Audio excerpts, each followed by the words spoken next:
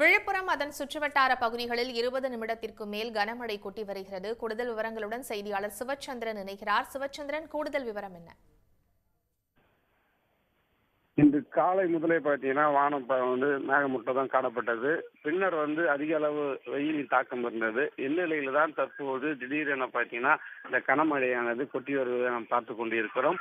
அதாவது விழுப்புரம் மட்டுமல்லாமல் விழுப்புரம், திருவண்ணூர், அரசூர், திண்டிவனம் உள்ளிட்ட சுற்றுவட்டார பகுதிகளில் தான் இந்த கனமழையானது, இந்த கோடை மழையானது தற்போது கொட்டி வருவதனால் சாலையில் மழை நீர் பெருக்கெடுத்து வருவதை நம்மால் பார்க்க முடிகிறது.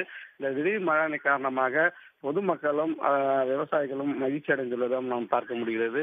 ஏன்னா வெயிலும் தாக்கமும் அதிகமா இருந்த நிலையில திடீரென பெய்த அந்த கனமழையின் காரணமாக பொதுமக்களும் விவசாயிகளும் மகிழ்ச்சி அடைந்துள்ளனர். மேலும் தொடர்ந்து மழை பெய்தால் இது விவசாயத்திற்கும் பயனுள்ளதாக இருக்கும் என்றும் விவசாயிகள் தெரிவித்துள்ளனர்.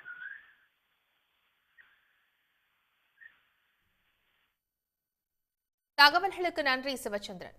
உடனுக்குடன் செய்திகளை தெரிந்து கொள்ள சன் நியூஸ் பெல் ஐகானை கிளிக் பண்ணுங்க.